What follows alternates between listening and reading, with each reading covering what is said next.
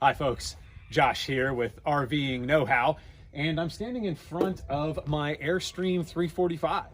She's a 1987 motor coach, and you won't see too many of these vintage rigs going down the road.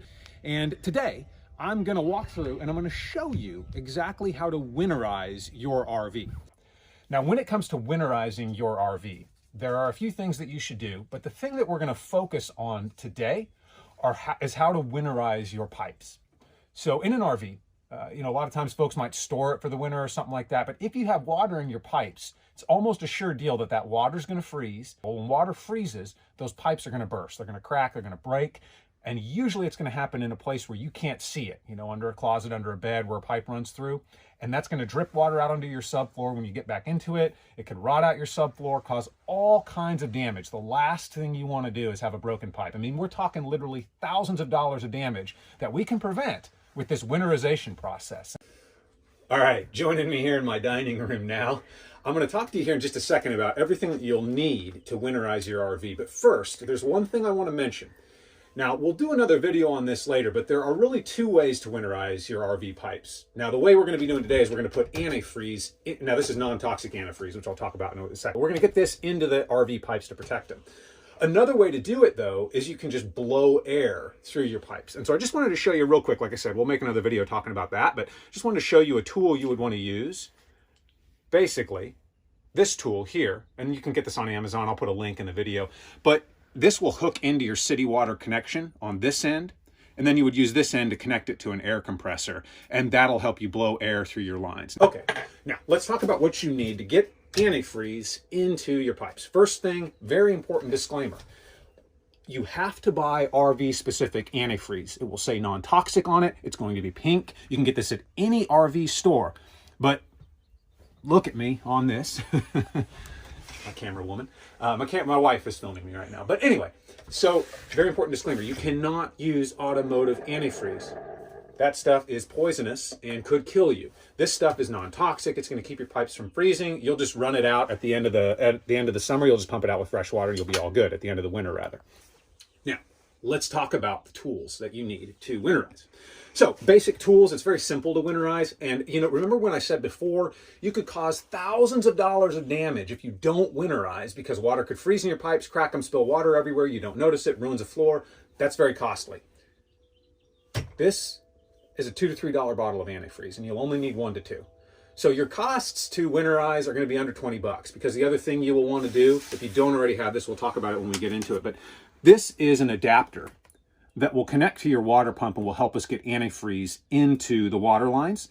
All right, so the other tools you need are pretty simple household tools. I have some wrenches here. You could use a socket set. When we get to the water heater, I'll show you why. Pliers and a couple of flashlights. It's really all you need to winterize. And so now we're going to go through the exact steps of how to winterize your RV water pipes before you get ready to tuck your RV away for the winter. Okay.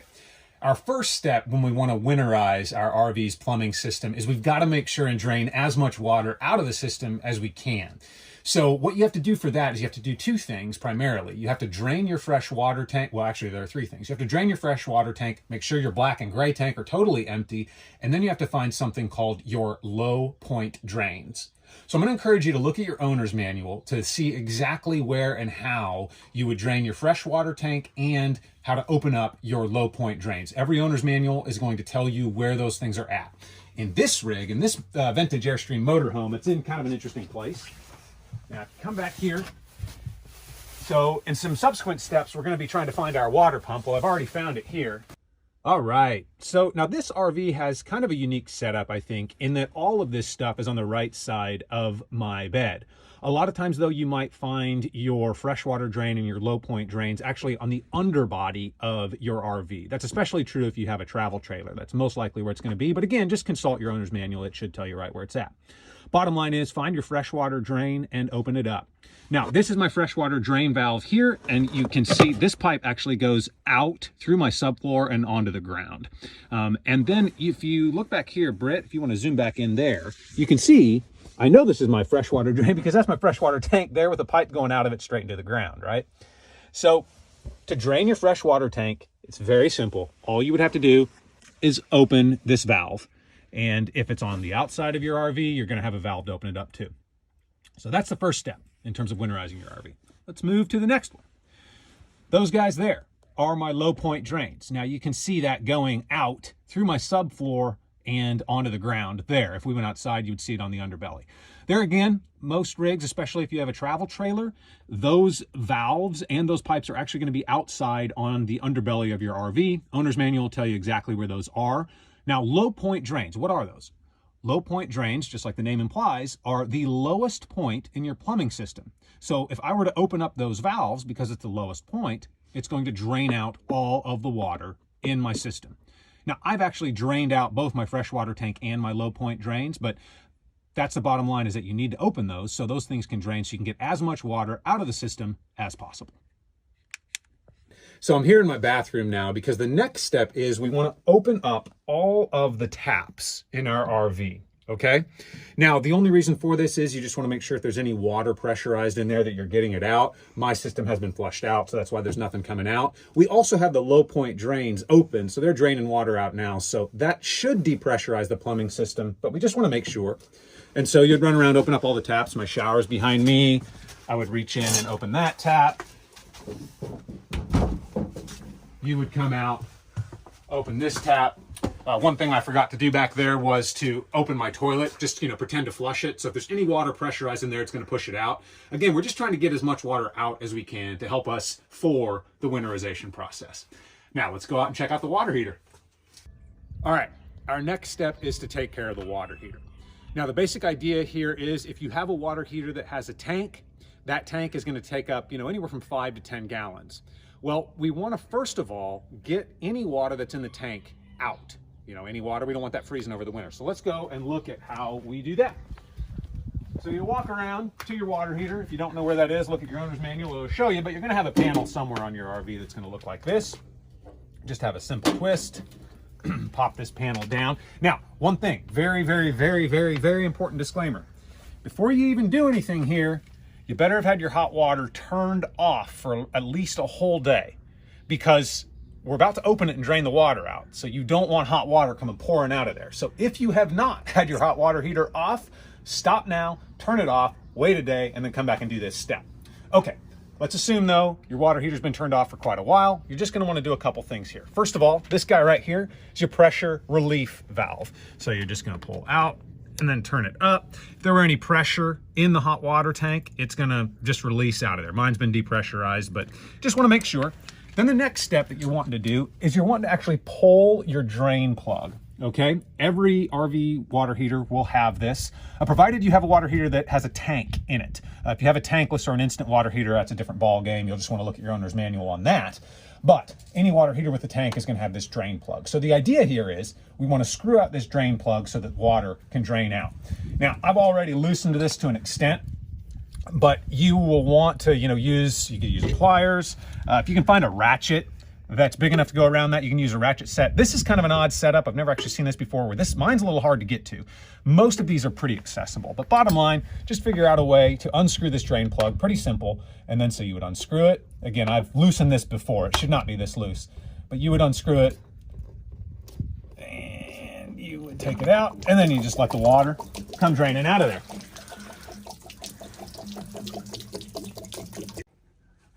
All right.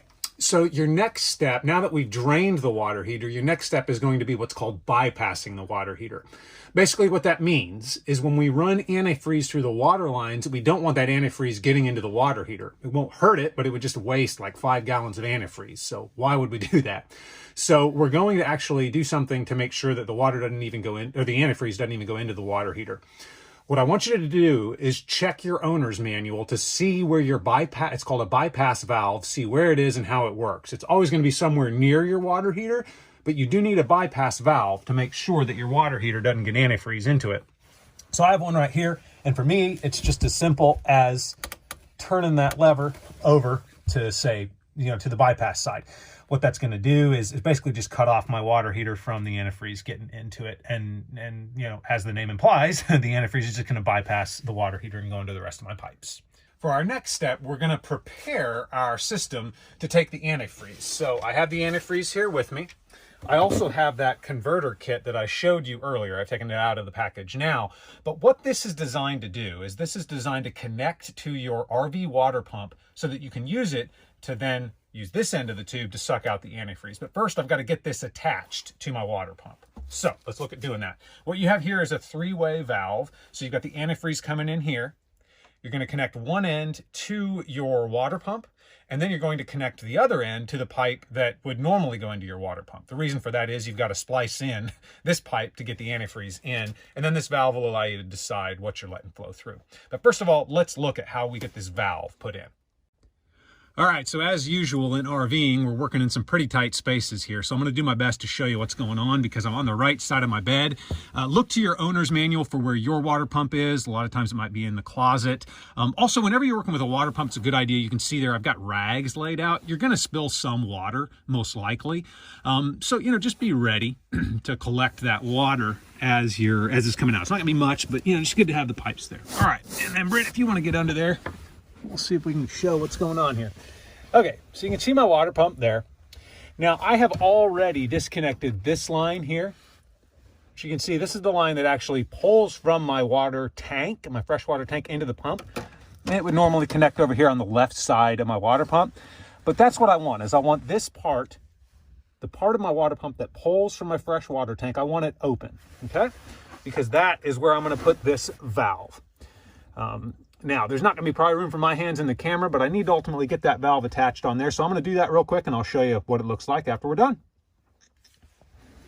Now, you see that I've put that, remember, this is one of the tools I showed you at the beginning, which it's designed to use your water pump to bring the antifreeze in. So you can see I put basically that three-way switch in there where we've got a pipe coming out that's going into my water pump that is going to bring the antifreeze in. The one there on the left is just going back to my freshwater tank. This is just designed so you could leave it so that you can winterize it when you want. I'll probably take that out of there because, as you can see, things are getting real tight in there. But I'm going to use it for now to get the antifreeze in. So our next step is, you see that tube coming up.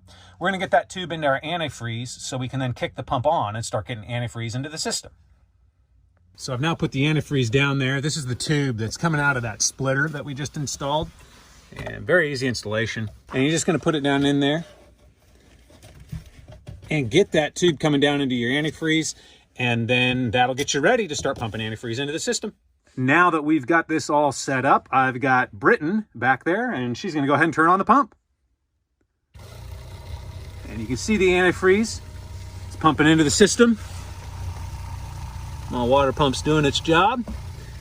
And you'll see the antifreeze going down as it gets it into the pipes.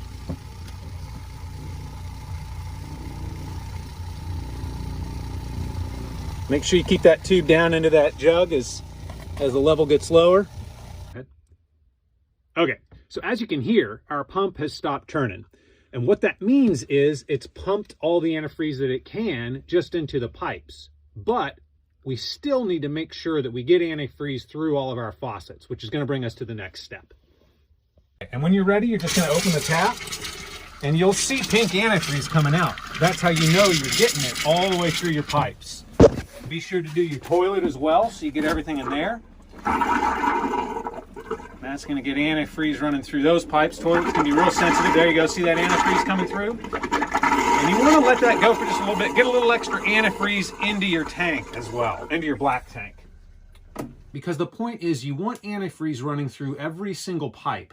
When we ran the pump and we ran antifreeze through it, it got it just up to all your faucets, but you actually have to open them to get water to go all the way through, or antifreeze in this case, to get all the way through the pipe. So open up every single tap, interior and exterior, that you have in your RV and get antifreeze running through it. Don't forget to do your toilet, outdoor showers, things like that. Our final step to winterizing our pipes for the season is to protect what's called our P-traps. That's the plumbing traps. That's just the little drains below your sink. So that's just as simple as dumping just about a cup of antifreeze down our drains. And that, again, just to protect those pipes from freezing. A cup of antifreeze down here. Run back to the shower. And you would do the same. You would dump a cup down your shower drain. Like I said, this camper's a work in progress. That shower's a bit of a disaster, so we're not going to go in there right now. But let's go into the bathroom real quick. All right, I'm going to dump a little antifreeze down that drain. Remember, any drain that you have, you're wanting to dump just a little antifreeze down just to protect those pipes as well. And then be sure that you dump just a little extra down that toilet, get a little antifreeze into that black tank that way, and then let that seal up and put antifreeze down there in the bowl. That's going to serve to protect that part of your toilet, that flapper, that's really sensitive to getting frozen. So make sure you have some antifreeze in there. And again, just going around any drains, making sure you get a little antifreeze in them, and then you're pretty well squared up as far as winterizing your pipes. All right, folks. Well, that's pretty much a wrap. I mean, you now know how to winterize your RV. And of course, we focused on the most important thing, which is protecting your pipes.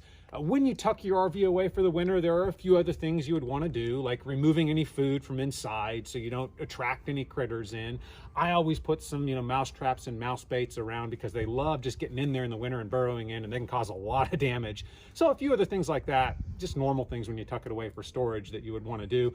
But other than that, the main thing with winterization is just protecting those pipes like I just showed you. So this is Josh again with RVing Know-How, and we'll catch you again next time.